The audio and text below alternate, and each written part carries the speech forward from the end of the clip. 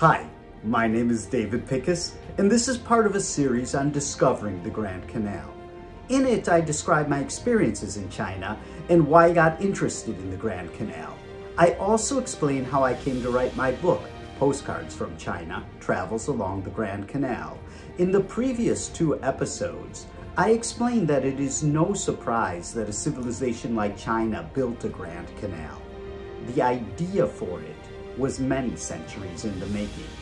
We are now ready to discuss the construction of the Grand Canal itself. The time period under consideration is the brief, but historically speaking very significant Sui dynasty, 581 to 618 CE. The question we shall ask is why specifically it was at this time that a Chinese emperor, here Emperor Yang of Sui, followed long-standing trends in Chinese history. He pushed forward with a transport plan that linked together all of China. Here is an obvious point, but it is something we might miss if we do not take a broader view. The Grand Canal project was part of a large series of efforts made to restore the stability and functioning of the Middle Kingdom. So what was going on around the year 600 CE to make the idea of the Grand Canal a reality?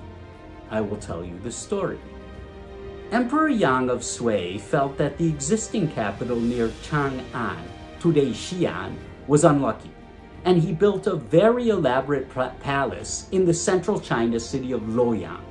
This is in today's Henan province.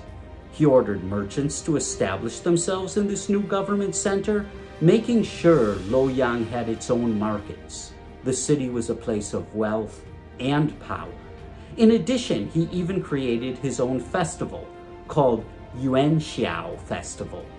By the way, this festival had a great deal of music and a great many lanterns and candles. It sounds fun. Such efforts would have made it clear that Luoyang was the emperor city. However, it does not help to have a grand and opulent center if you have nothing to connect it to.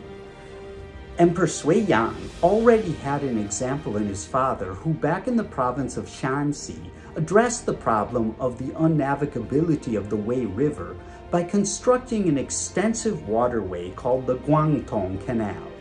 The emperor may have wished to rival his father both in having a splendid capital and in building an extensive canal. Yet the matter went deeper than that. Consider some details from the history of Luoyang city itself. Luoyang had an impressive history of one of the great capital cities of China, particularly in the Eastern Han Dynasty. However, in the year 311 CE, in the final years of the Jin Dynasty, Luoyang was completely destroyed by invaders from the north. It was a disastrous human and material loss. It was also part of a larger time of disorder that posed severe challenges to China. From the decline and collapse of the Eastern Han Dynasty in 220 CE to the rise of the Sui Dynasty, the Chinese territories suffered not only from invasion from without, but also from conflict within. Some of this fighting remains in popular memory. For instance, the period between 220 and 280 CE is known as the time of the Three Kingdoms. As all Chinese viewers know, this Three Kingdoms period was made the subject of one of China's 4 great classic novels. Yet we should not forget that the novel was written over 1,000 years after the actual war. Its goal was to offer moving and meaningful instruction and entertainment, but at the original time, you could not see a clear purpose in the internal struggles and civil wars. This dangerous instability continued into the centuries of what is called the Six Dynasties, traditionally dated from 229 to 589 CE. In this period of struggle, you can still see some efforts at unification. For instance, you can still see some beautiful Buddhist art from this time, testifying to an effort of people to find common values and maybe even a common peacefulness. Still, when the Sui dynasty established itself, it confronted the challenge of a divided kingdom, including a severe division between North and South. Scholars spend much time discussing the different sections of the Grand Canal and how the policy of Sui Emperor Yang was to link them together. Yet even more important than the routes and the dates they were constructed is the fact that there was an overall vision in the Grand Canal.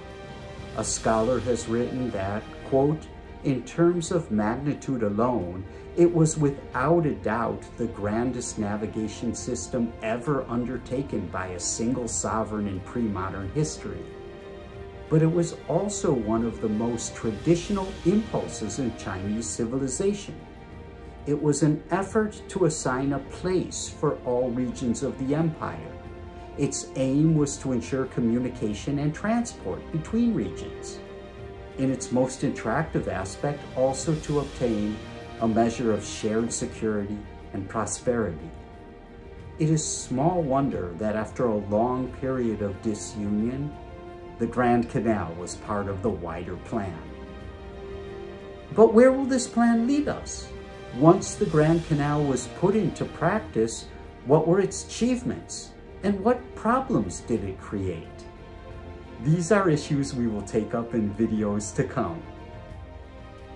大卫有话说。洛阳城市的历史很长，隋唐的运河也很长。我们在一切学习，我们在一切的时间比看起来短。